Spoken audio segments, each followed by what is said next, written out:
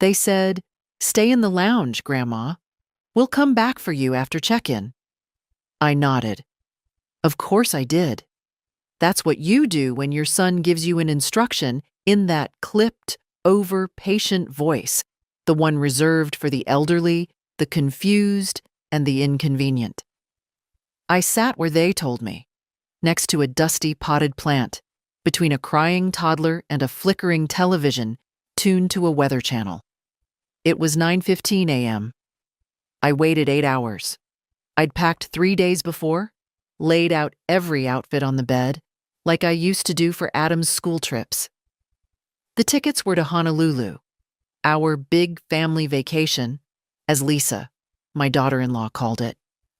She'd insisted on matching t-shirts for the kids and me. Mine said, "Vacation Nana," in bright pink letters. I didn't like it, but I wore it anyway. She'd rolled her eyes at the airport when I brought my own snacks. At the security line, things started to feel off.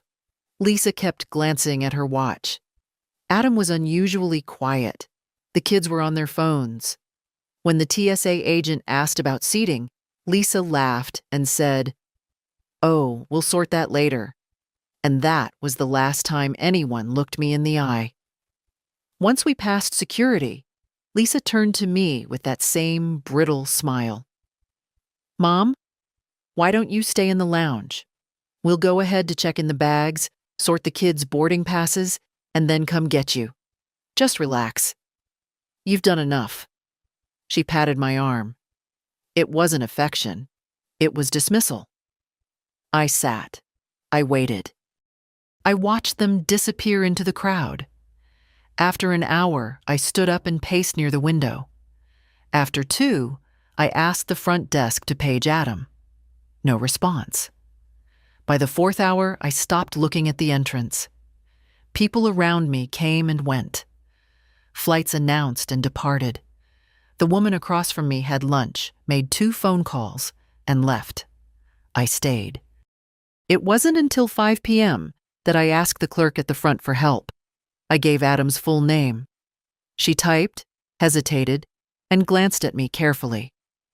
"They checked into the 1:45 p.m. flight to Honolulu, ma'am. It's already departed." I nodded.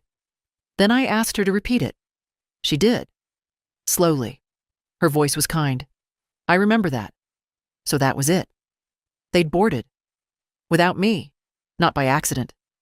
Not a mistake. I knew my son. He was a lot of things, but careless wasn't one of them. I stepped into the restroom, locked the stall, sat down. Not to cry. I didn't have it in me. I just needed to sit where no one would ask if I was all right. When I emerged, the airport was shifting into evening mode. The buzz had dimmed. I walked to the departure screen and stared at it. My hands didn't shake. My heart didn't race. I simply looked at the list like a woman looking at options in a diner. And then I saw it. Portland, 7:35 p.m. I don't know why I chose Portland. Maybe because I hadn't seen it in decades. Maybe because it was where I once learned to ride a bike. Maybe because it was the furthest thing from Hawaii. I walked to the counter. "1 ticket to Portland," I said. "Tonight." The young woman hesitated. "Round trip?" "No, just one way." I used my own card, from my own account. The one Adam didn't know about. The one I'd kept open since before his wedding. I had just enough for the fare, a motel, and maybe a start. I didn't need more. I turned off my phone. No messages, no missed calls. Of course not. The boarding process was quiet. No one asked why I was traveling alone. No one looked at my shirt. I'd taken it off and stuffed it in the trash before heading to the gate. On the plane, I watched the lights of the city fall away beneath me. 8 hours ago, I thought I was going to paradise. Turns out I was just being left behind. But now? Now I was going somewhere real. Somewhere they couldn't follow. I landed in Portland just after 10. The airport was quieter than I remembered, smaller somehow. Or maybe it was me who had shrunk, folded inward from the weight of a day like no other.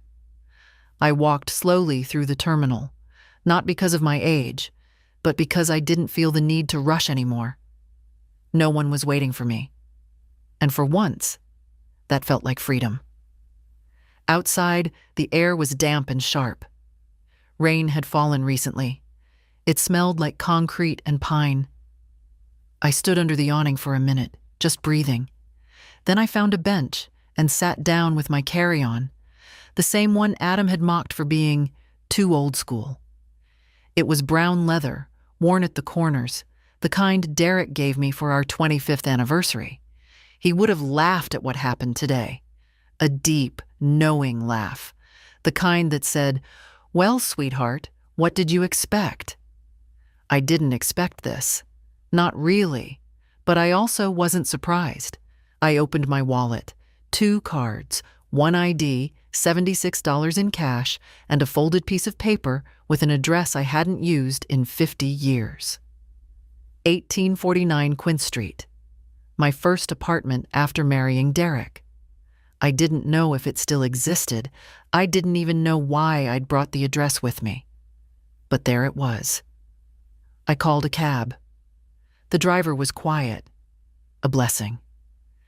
I gave him the address of a cheap motel I'd looked up before leaving Wilmington, just in case. When we pulled up, I paid without blinking, took my key, and climbed the narrow stairs to the second floor. Room 207.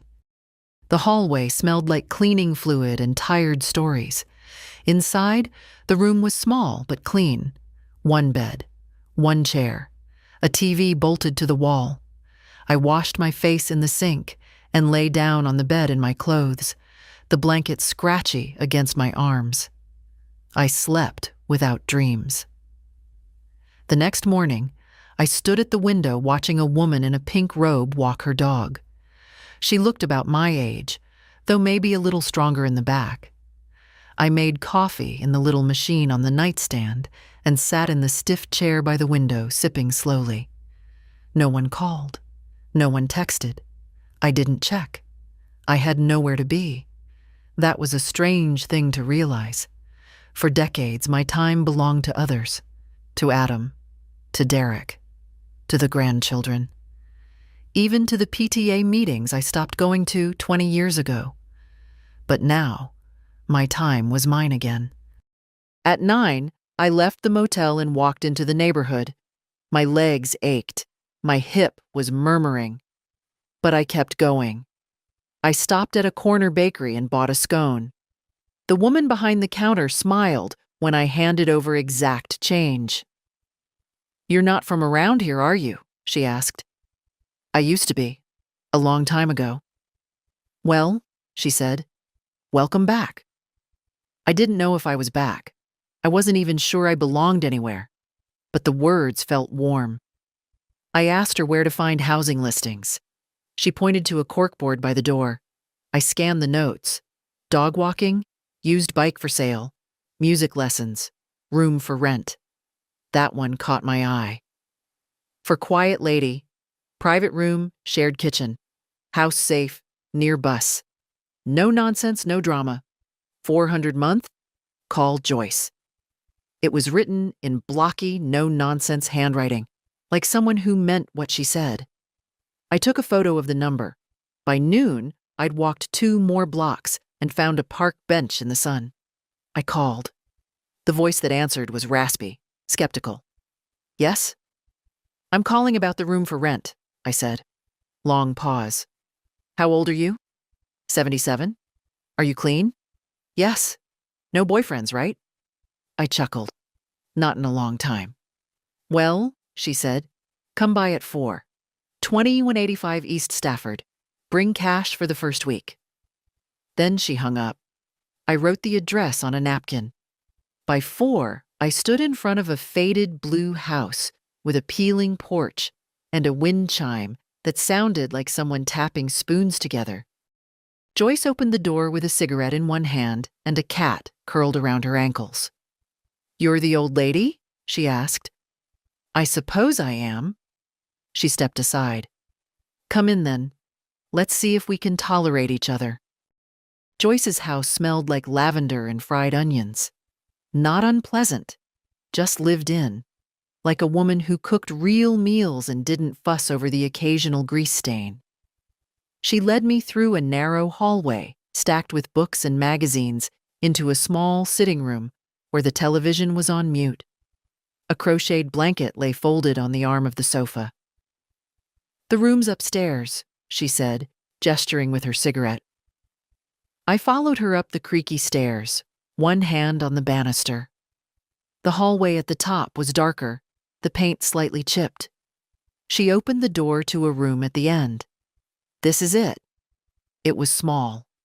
A twin bed, a nightstand, a dresser that had seen better decades. But the window was wide, and the afternoon sun poured in like it knew something good had finally found me. There was even a little desk with a worn chair. "It's fine," I said. "How much again?" "400 a month, but I take weekly. 100 a week. Cash, no checks, no credit, no sob stories." She looked me over. "You don't seem like the sob story type." "No," I said, "not anymore." She nodded, like that was the right answer. Kitchens shared, bathrooms down the hall. No guests without warning. I like quiet. "You cause trouble. You're out." "We clear." "Crystal." She handed me a key. "You can stay tonight if you've got the first week's rent." I handed her 5 20s from the envelope I'd tucked into my inner coat pocket. She folded the bills without counting. "You hungry?" I could eat. Joyce made grilled cheese sandwiches and poured tomato soup from a saucepan. We ate at the small kitchen table under a yellowed ceiling fan. She didn't ask questions, which was a relief. People always ask too soon, before you're ready to say it out loud. She only said, "I hate eating alone," and I understood that well enough. After dinner, I unpacked in the small room. I'd only brought 3 changes of clothes, a toothbrush, my medications, and an old paperback novel I never finished. I laid everything out carefully in the dresser, folding each item like it mattered. Maybe it did. That night, I lay in the narrow bed listening to the sounds of a house not mine. The ticking of a wall clock, the groan of floorboards, the distant sound of Joyce talking softly to the cat. No one called. No one texted. I didn't turn the phone on. In the morning, I made coffee before Joyce was up. The kitchen felt more familiar than my own back home. Maybe because it didn't belong to people who only remembered me when they needed something. By the 3rd day, I started walking the neighborhood. 2 blocks down, there was a small corner cafe with a chalkboard sign out front. "Help wanted. Morning shift. Apply inside." I stood there for a moment. I hadn't worked in 15 years, but I was no stranger to early hours and coffee pots. Inside, the place was simple. 3 booths, a counter, a few bar stools with cracked red cushions. A young woman in an apron was wiping the counter. "You hiring?" I asked. She looked up, surprised. "You want to apply?" "Yes," she called to the back. A stocky woman with her hair in a messy bun emerged. Her name tag read, Heather. "You have experience?" she asked. "I've raised 3 kids and run a household for 50 years. I can make coffee, carry plates, and I don't call in sick." She stared at me for a beat, then shrugged. "Trial shift tomorrow, 6 to 11. You make it through that, we'll talk."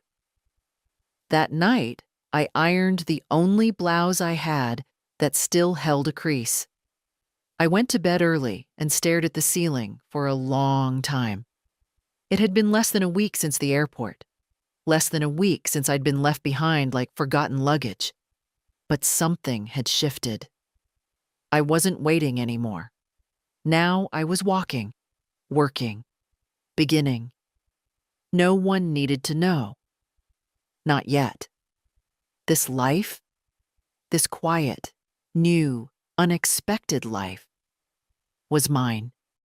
The cafe smelled like burnt toast and old hope. I arrived at 5:45, 15 minutes early. The front door was still locked. A man with thick glasses and a flour-stained apron opened it for me without a word. He grunted something that might have been, "Good morning," and returned to the kitchen.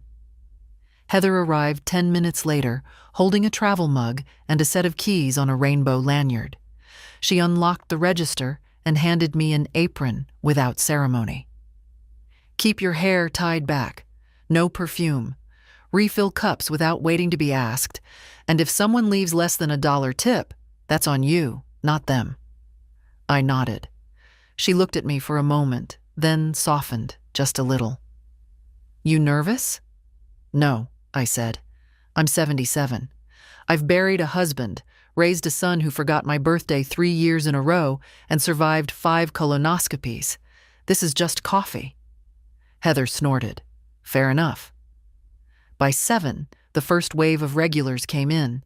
Contractors, early risers, nurses fresh off the night shift.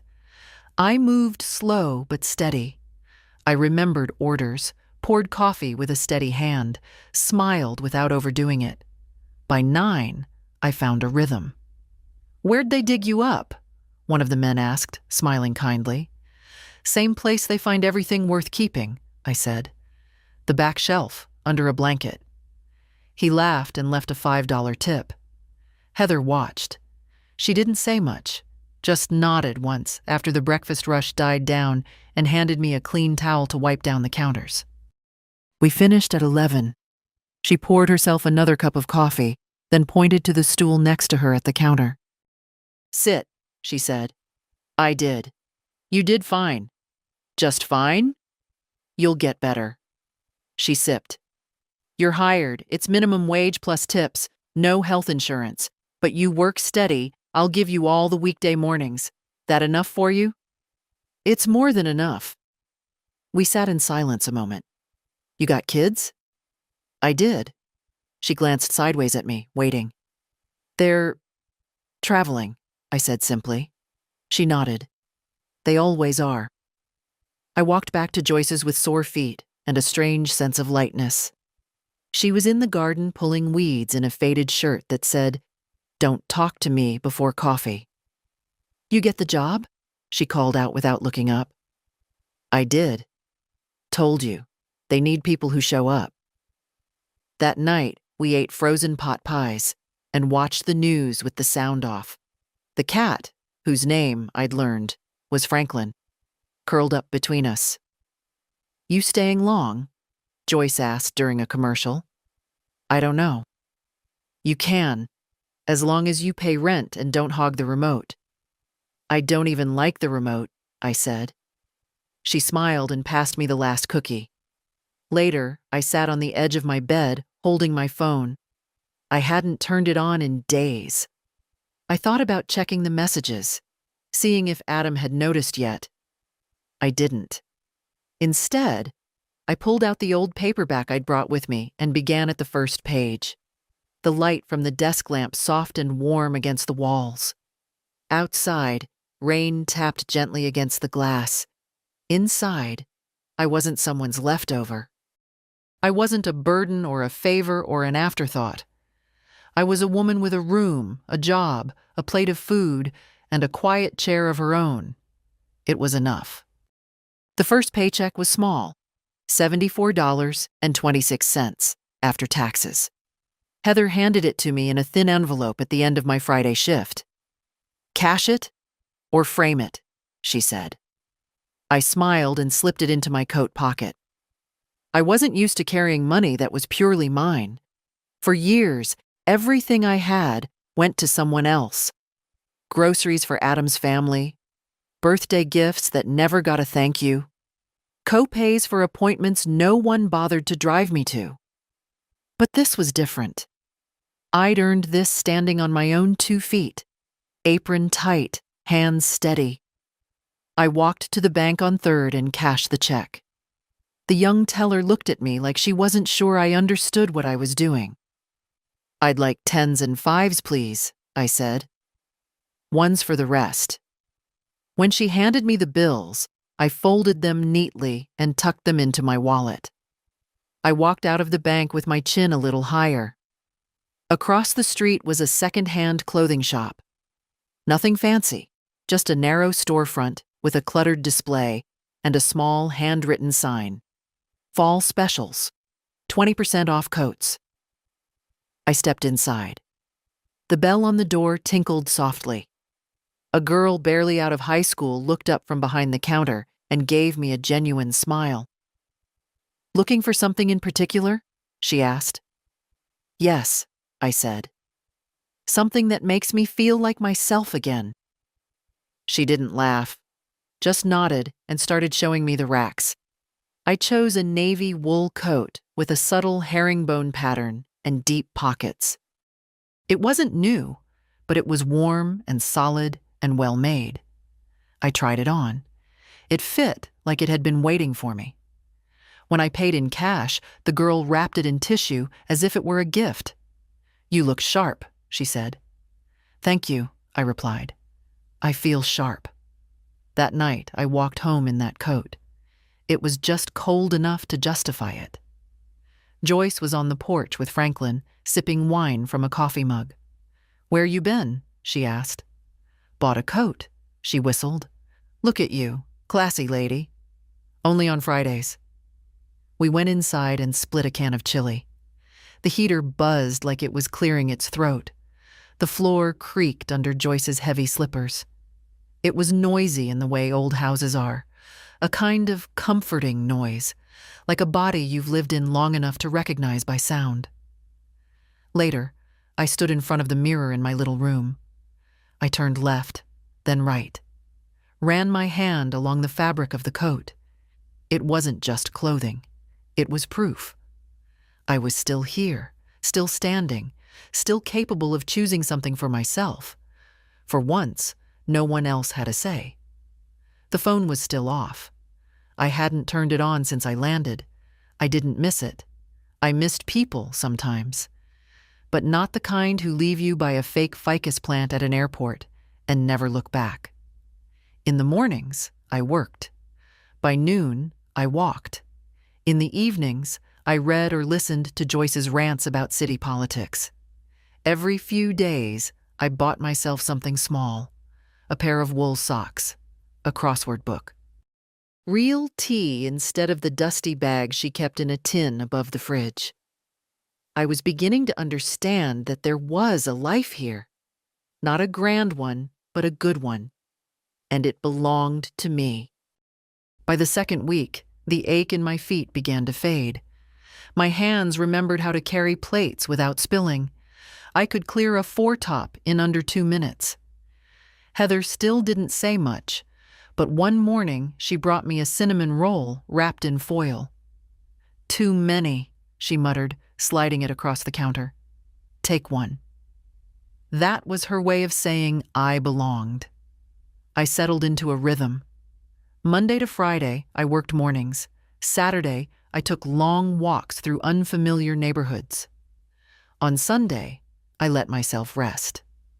Joyce didn't hover. She didn't ask where I was going or why I was late.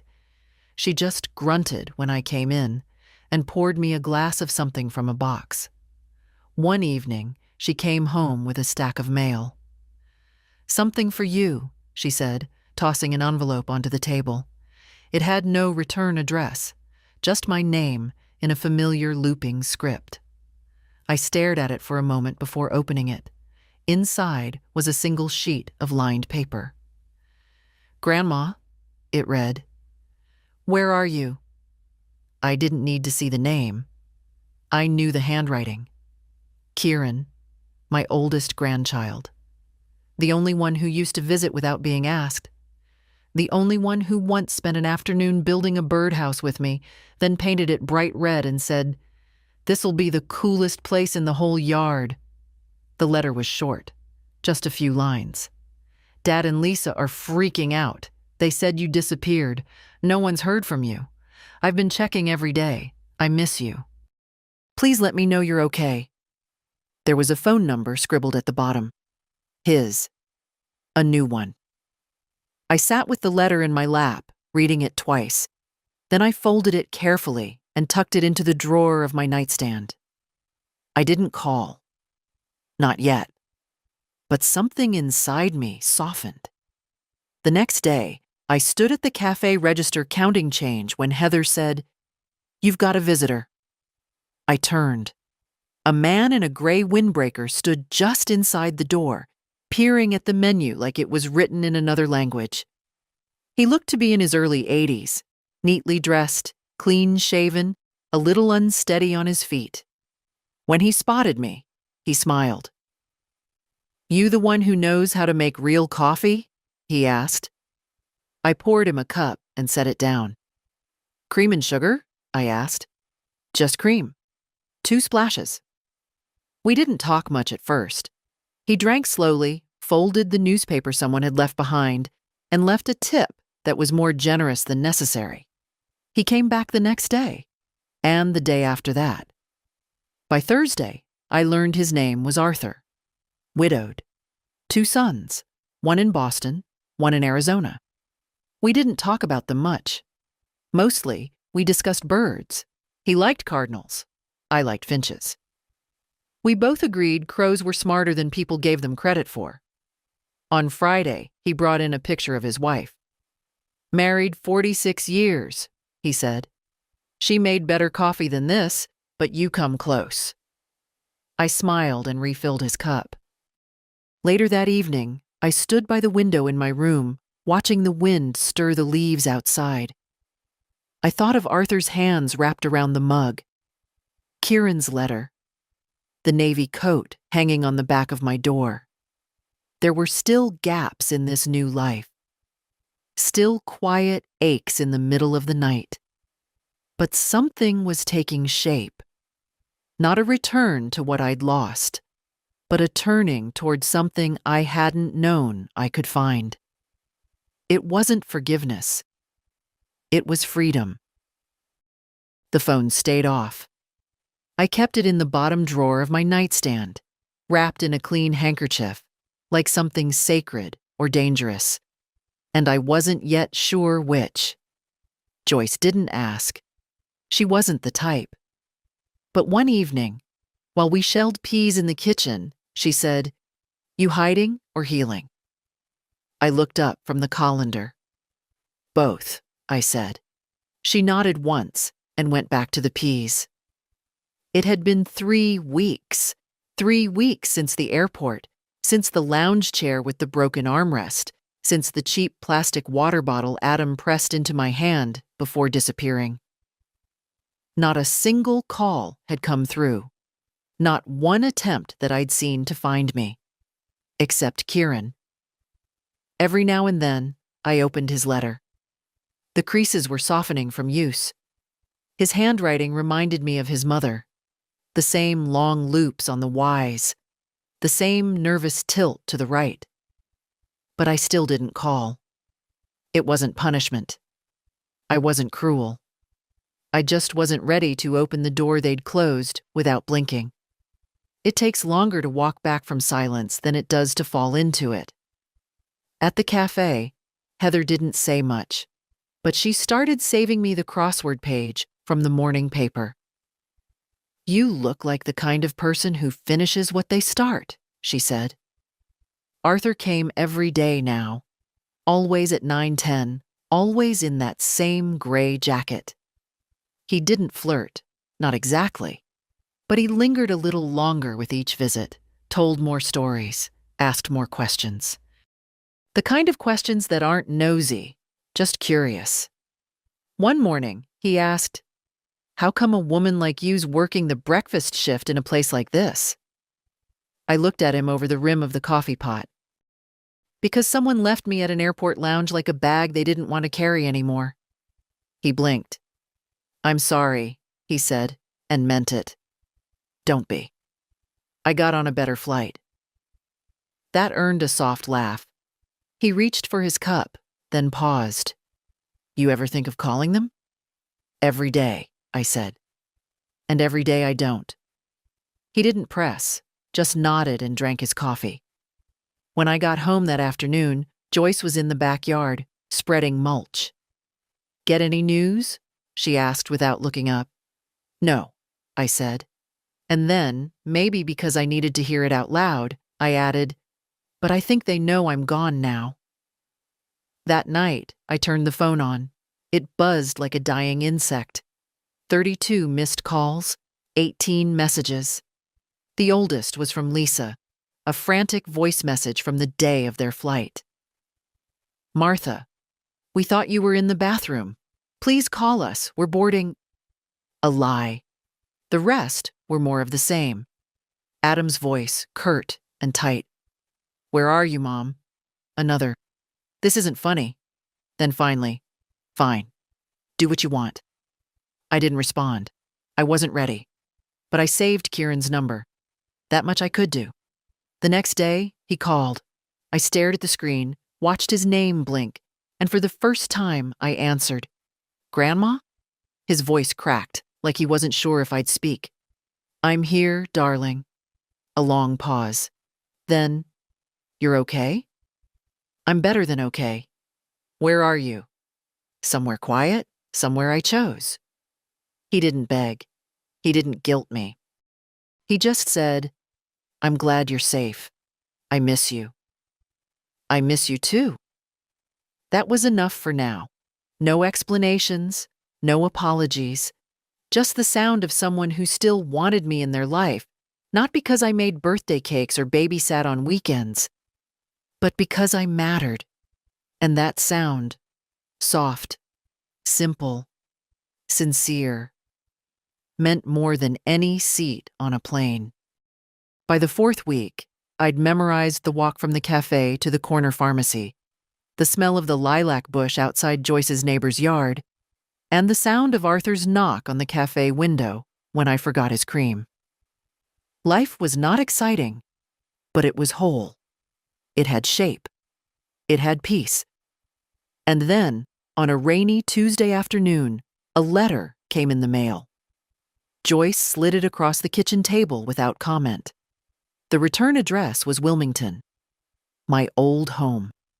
The handwriting was familiar in the way a bruise is familiar, something you recognize by the ache it leaves behind. Adam. The envelope was thick. Inside, 6 pages of neat, angry script. No greeting. Just, "I can't believe you did this." He accused me of disappearing, of making a scene by absence, of putting the family through stress during their vacation. "Lisa cried every night," he wrote. "The kids were confused. Do you think that was fair to them?" Not a word about the airport lounge. Not a word about asking me to wait. No mention of the 8 hours. Just the performance of pain, the rewriting of facts. He ended the letter with, "We're willing to talk, but only if you're ready to be reasonable." Reasonable. As if decades of babysitting, cooking, paying their bills, and being told where to sit and when to be quiet had been unreasonable. As if disappearing was a tantrum, not a choice. I folded the letter and slid it back into the envelope. Joyce didn't ask what it said. She only passed me a plate of toast and nodded toward the window. "Storm's coming," she said. It was. The next morning, Kieran called again. "I heard Dad wrote to you." He did. "You gonna respond?" I was quiet for a moment. Then, "No, not yet. Maybe not at all." Kieran didn't argue. "I get it." He told me he'd started a job at a bookstore, part-time, low pay. "But I like it," he said. "Books don't yell at you." We laughed, easy and warm. "You sound different," he said at the end of the call. Different how? Lighter. That night, I took the letter from Adam, lit a match, and fed it to the kitchen sink, flame by flame. Joyce didn't flinch. "I would have used the fire pit," she said. More satisfying. At the cafe the next morning, Heather pulled me aside. "You want an extra shift this weekend? Saturday brunch is hell." I said yes before thinking. Not because I needed the money, though it helped, but because I liked the feel of a full day. The ache in my feet was honest. Arthur came in late. He'd started using a cane, nothing dramatic, just age showing up where it always does. The knees, the lower back, the pride. "You burned the place down yet?" he asked, settling into his usual stool. "Not today," I said, pouring his cup. He sipped, then paused. "You ever think about going back? To Wilmington? To any of it?" I wiped the counter. "No, not once." He nodded slowly. "Then maybe you finally arrived." That night, Joyce surprised me. She knocked on my door, holding a flyer.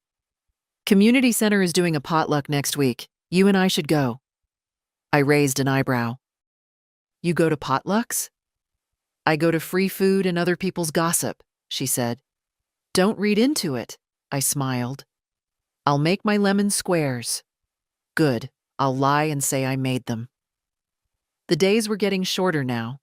Dusk settled earlier, curling around the house like an old quilt. I made tea and sat by the window with my crossword book. Franklin purred at my feet. My coat hung by the door, warm and ready. For the first time in years, I didn't feel like someone waiting for life to start again.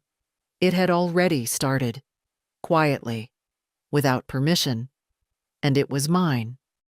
Saturday brunch at the cafe was chaos. By 8 a.m., the line was out the door, the coffee urn was groaning, and the pancake griddle hissed like it had something to prove. Heather moved like a woman in a war zone, snapping orders, flipping tickets, and slapping spoons into syrup containers with practiced violence. "Eggs over hard, booth 3, she barked. I didn't flinch. "Refill on 6. Already done. By 10, my feet felt like stone, but my head was clear. There's a strange comfort in service. You stop thinking about yourself because you're thinking about everyone else. And in that, sometimes you find a kind of peace. Arthur didn't come in. Saturdays weren't his days. But as I wiped down the corner booth, I caught sight of something that made my breath pause. A face at the window, younger than Arthur, sharper around the jaw. But the eyes, those eyes I knew. Lisa. She stood outside for only a second. Her coat was too nice for the drizzle, her expression unreadable. She didn't come in, just turned and walked away. I said nothing to Heather. I finished my shift, counted my tips, and walked home slowly in the fading afternoon. The sidewalks shimmered with leftover rain. My coat held the warmth of movement. My hands didn't tremble. At the house, Joyce was out. A note on the fridge said, "Library talk on bees, back at 7. Don't wait on dinner unless you're cooking." I made soup anyway. That night, I turned the phone back on. 3 new voicemails. The first, from Lisa. "We saw someone who looked like you. Please call us. Adam's worried." The second, Adam, terse. "If this is about punishing us, it's gone too far. Enough is enough." The third, Kieran. "Hi, Grandma. I think Mom's in town. She's been weird all day. If something happened, please be careful." I stared at the screen. The past had a way of sniffing you out just when your back was turned. That night, I slept lightly. Every creak in the floor, every groan of the old pipes felt louder than usual. But nothing happened. Sunday passed quietly. On Monday, Arthur returned. He settled onto his stool, cane hooked on the backrest. "Busy weekend?" he asked.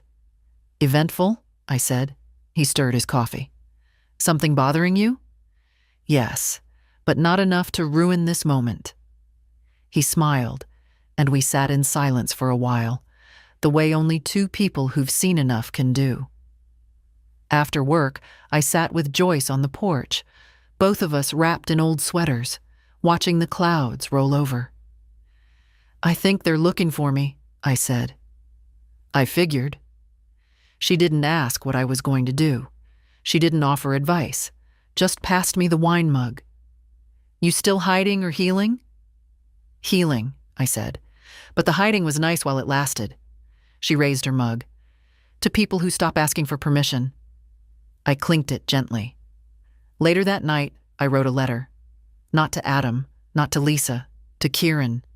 A real letter, in pen, on thick paper. I told him I was safe, that I'd made a new life. That I wasn't angry, just done waiting. I told him he was the only one who never made me feel like an obligation. I told him he could visit. One day, if he came alone. It arrived on a Thursday, the envelope from Wilmington. But this time, it wasn't a letter from Adam or Lisa. It was a manila folder, bulky, stiff, with the return address of a regional news outlet I recognized from the old neighborhood. Joyce handed it to me with her eyebrows raised. You got fans now? I didn't answer. I opened it slowly, standing at the kitchen counter. Inside, a printout of a newspaper article, folded in thirds. Front page of the community section. The headline read, Missing Matriarch. Family speaks out on grandmother's disappearance. There was a photo, me, taken from some family gathering years ago, holding a pie dish, smiling without showing teeth. The article quoted Adam. We're deeply worried, he said. She vanished without a word. We just want her safe. If anyone sees her, please let us know. Lisa had a quote too. She's vulnerable. We fear something happened. She's not the type to do something like this. I laughed. Out loud. A sharp, startled sound that startled even me. Not the type? Joyce leaned over my shoulder and read a few lines. They really said vulnerable?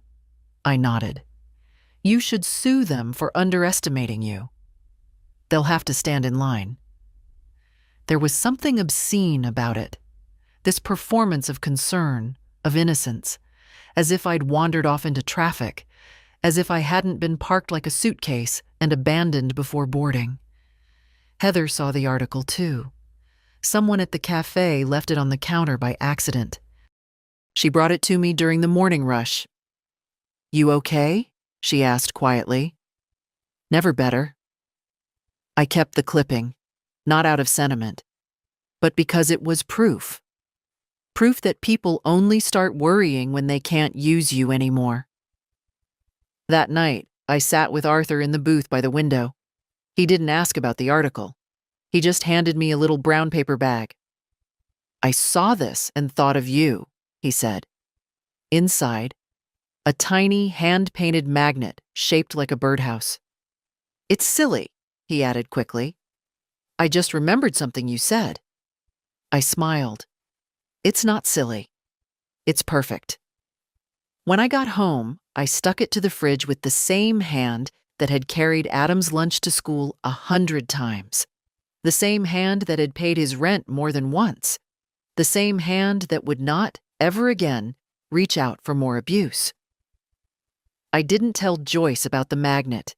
Some things you keep for yourself. Instead, I told her I'd like to bake something for the potluck, after all. Lemon squares? She asked. No, I said. Something better. The next day, I pulled out my old recipe box. The one I'd saved even when I sold nearly everything else. I found the card written in Derek's handwriting, back from our first Thanksgiving together. Martha's sweet potato cake. Good enough to make people behave. I baked too. The house filled with cinnamon and memory. Joyce danced in the kitchen in thick socks. Franklin meowed like he'd been promised a slice. When we brought the cakes to the community center, a woman at the door said, "What's that smell? It's divine." New life, Joyce said before I could answer. We both laughed, and I didn't feel small.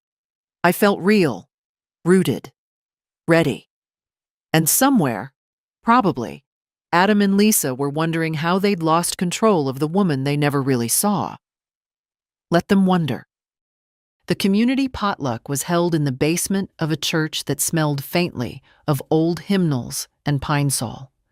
Folding tables lined the walls, covered in plastic cloths and mismatched dishes. A woman with a gray braid and clipboard directed traffic like a general in an apron. Joyce and I arrived 10 minutes early, cakes carefully balanced in her arms. I carried the utensils and napkins. It had been years since I walked into a room where I didn't know a soul and didn't care. "You go find a table," Joyce said. "I'll handle introductions." I stood by the coffee station, warming my hands around a paper cup. People trickled in slowly, mostly women in thick sweaters and sensible shoes, a few men who hovered near the food like it might vanish if they blinked. Someone tapped my shoulder. "Did you bring the sweet potato cake?" I turned. A woman with kind eyes and a sturdy frame smiled at me. "I did." "God bless you," she said. "I thought Clara Porter was bringing her dump cake again. Yours smells like someone still knows what the holidays taste like." I chuckled. I've been known to cook under pressure. The evening was slow and loud in the way small gatherings always are. People talking over folding chairs, passing dishes down long tables, laughter popping like firecrackers. My cake disappeared before the prayer was done. Someone asked for the recipe. I said it was classified. Around the halfway mark, Joyce introduced me to a retired school librarian named Marcia and a former bus driver named Terry. They invited us to join their monthly trivia night. I told them I'd only go if the questions were from before 1990. Later, during dessert, Joyce leaned over and whispered, "You look smug." "I feel smug," I said. It had been so long since I was part of something that didn't ask me to prove my worth first. Back home, we kicked off our shoes and flopped onto the couch. Franklin settled on my lap, heavy and warm. Joyce turned to me. "You know they're going to show up, right?" I didn't answer. She said it again, softer. "Sooner or later." "I know." And I did. The letter, the article, Lisa's face outside the cafe. They were warning shots, and I was tired of being on alert. The next morning, a man in a suit stood outside the cafe. He waited until my shift ended, then stepped inside, removed his sunglasses and said, "Are you Mrs. Martha Harlow?" I didn't like the tone. Too formal, too careful.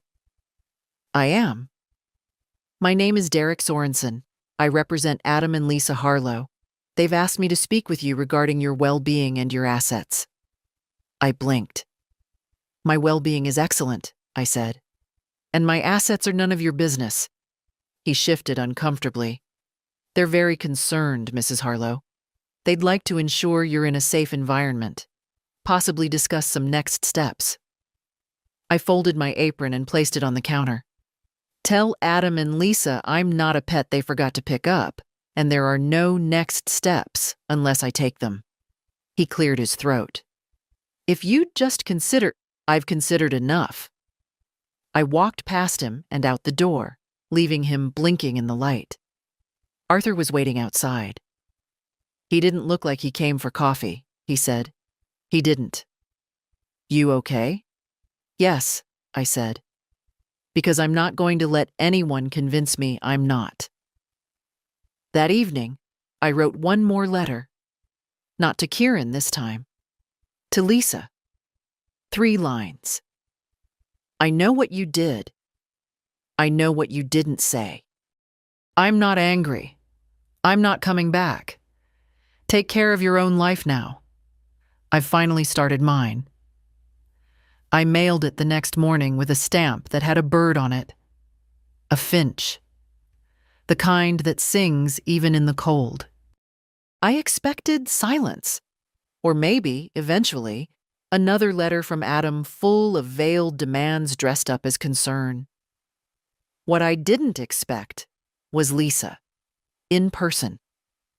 She showed up on a gray Thursday afternoon. Heather spotted her first, a woman in a tailored coat, standing stiffly by the pastry display, pretending to read the chalkboard menu. She looked out of place, polished, waiting. I didn't go to her. I finished refilling the sugar caddies, wiped the counter, and let her sweat. When she finally stepped forward, her voice was low. "Martha." I turned slowly. "Lisa." The cafe was nearly empty, just Arthur in the corner booth and a young couple whispering over muffins. "Can we talk?" she asked. "You're talking now." She winced. "Privately." I nodded toward the back. "Booth's free." She slid into the seat across from me like a woman bracing for bad weather. "I didn't know Adam was sending someone," she said. "The lawyer. That wasn't my idea." "No," I said. "But leaving me in an airport lounge was." Her eyes filled. Genuinely. Maybe for show. I couldn't tell anymore. "We panicked," she said. "The flight was boarding. The kids were cranky. We thought you were behind us, and then—" I raised an eyebrow. 8 hours, Lisa. 8 hours. You didn't call, didn't check in, didn't even ask someone at the gate." She looked down at her hands. They were perfectly manicured. Always had been. "I didn't think you'd leave." "I didn't. You did." Silence stretched between us like taut thread. Then she reached into her purse and pulled out an envelope. "I don't want anything from you," she said. "But Kieran, he's struggling. He misses you. Adam's furious. But Kieran, he's different." I took the envelope. Not because I wanted what was inside, but because I didn't want to give her the satisfaction of refusing it outright. "He doesn't need a go-between," I said. "He knows how to call?" Lisa nodded. "He might." She looked up then. Not the woman who smoothed over dinner parties and smiled through gritted teeth. Just tired. Small. "I wasn't trying to replace you," she said quietly. "I just didn't want your shadow in every room." That was the closest thing to honesty I'd ever heard from her. I stood. "I'm not your shadow, Lisa. I'm my own person. And I finally remembered how to be one." She left without finishing her coffee. That night, Joyce and I sat on the porch, wrapped in blankets. The air smelled like rain and wood smoke. "She really said that?" Joyce asked. I nodded. "And?" "And nothing. She said her piece. I said mine." "You going to see them?" "No." Joyce sipped her tea. "What about the boy?" "Kieran?" I smiled. "He's different. I'll see him. But on my time." Later, I opened the envelope. Inside, a photo of Kieran as a child, me, holding him on my hip in the garden, both of us laughing. Tucked behind it, a note in his handwriting. I remember. I always remembered. Just 5 words. But they were enough to hold the rest of the week in place. I spent the next morning in the kitchen, watching the kettle boil and thinking about the word cut. Not in the violent sense, but in the quiet. Final way a string is snipped. A tether released. I'd spent so much of my life tied to people who assumed I'd never walk away. But I had.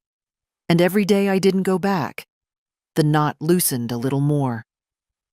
That afternoon, I went to the bank.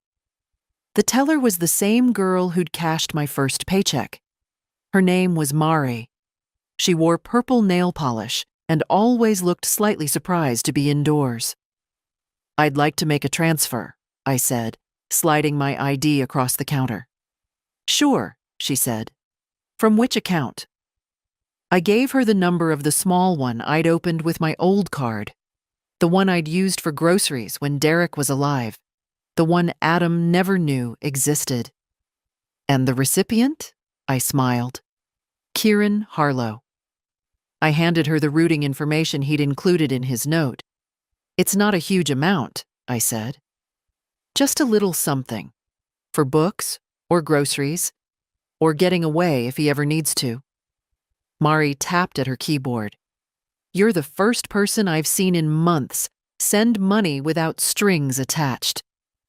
That's the point. It felt good, not like revenge, sharper than that, like closure. I walked out of the bank and into the crisp air, coat buttoned, collar up. The wind didn't bite. It nudged, like a reminder. At home, Joyce was watching game shows. "You look smug again," she said without looking up. I made a decision. "Anyone die?" "Not yet." She grinned. That night I wrote one last letter. This one wasn't for the family. It was for the lawyer, Derek Sorensen.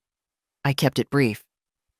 "To whom it may concern, there is no cause for further legal contact. I am of sound mind, in a safe environment, and not under duress. I have retained local legal counsel. Any further attempts to contact me under the guise of concern will be considered harassment. Sincerely, Martha Harlow." I signed it with a steady hand and dropped it off at the post office the next morning. That was the final cut. I wasn't angry anymore. Just done. At the cafe, Heather handed me an extra shift without asking. "You're the only one who shows up early," she said. "The rest want applause for showing up at all." Arthur came in just before noon.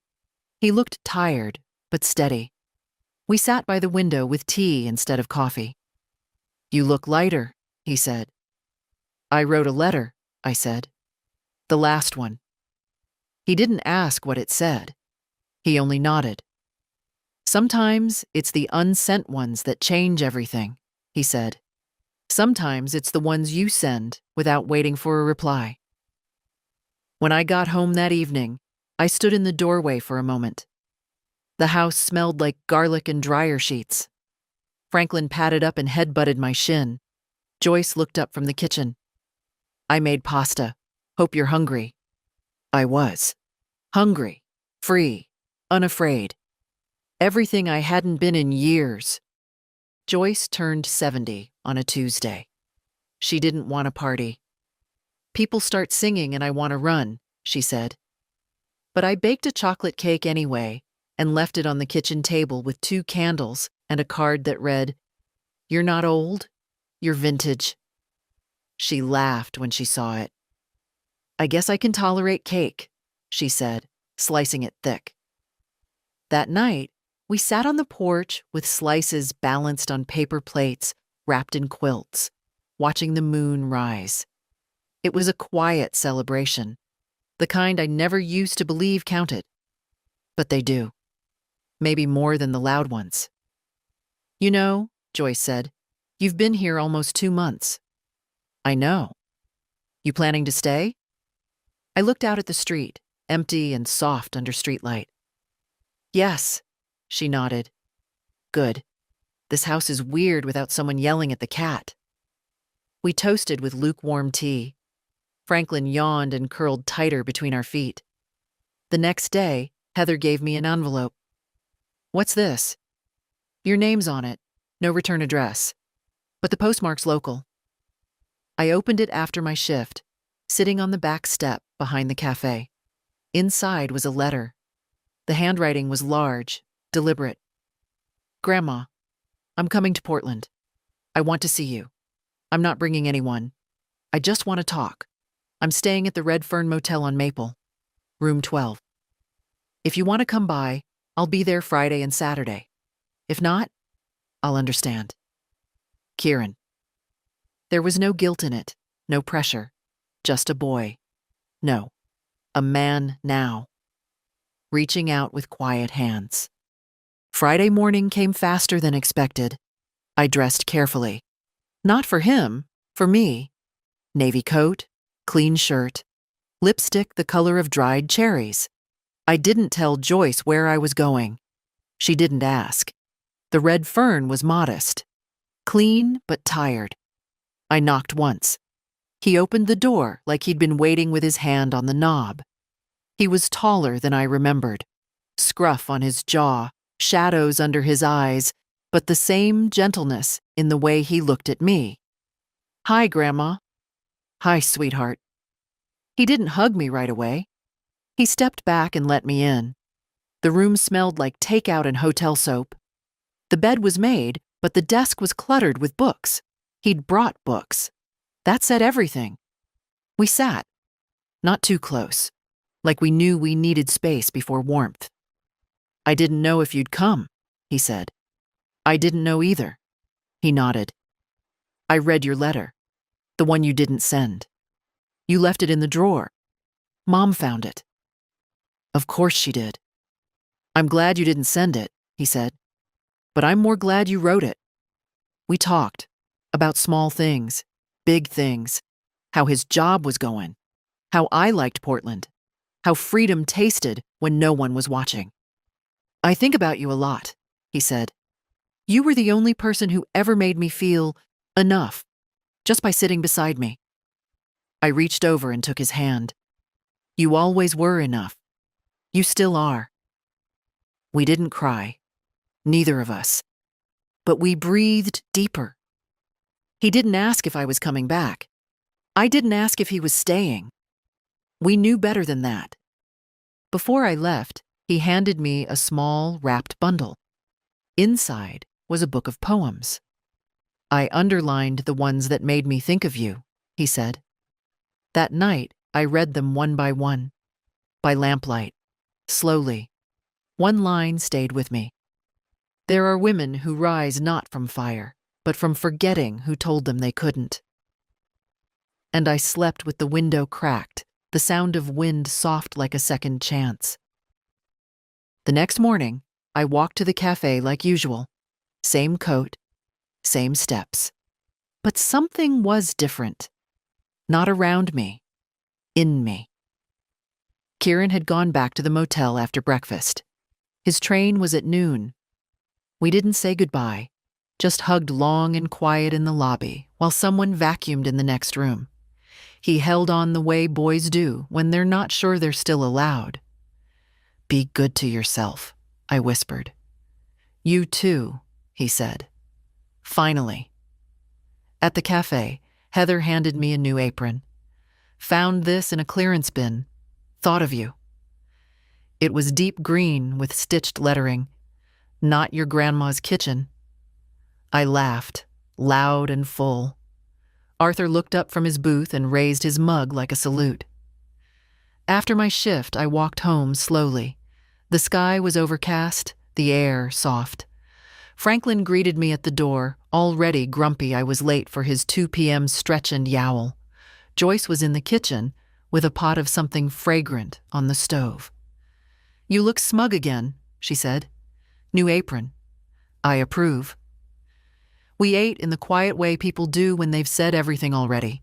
No need to fill the space. Just presence. Just ease. That night, I sat on the porch with a pen and a blank card. I wrote, "Dear me, you waited so long for someone to save you. You forgot you were always the one holding the key. You didn't lose them. They let go. And you? You finally let go back. And look at the life that opened. Well done. Love, me." I taped it to the inside of my dresser drawer, behind the old recipe cards, just in case I ever forget again. So that's my story. I wasn't abandoned. I was released. And I didn't rebuild my life.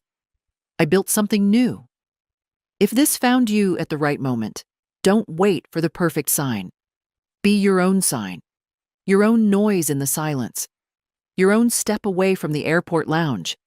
And when you do, come back and tell me. I'll be here. And if this story moved you, share it. Leave a comment. Let someone know it's never too late to choose yourself.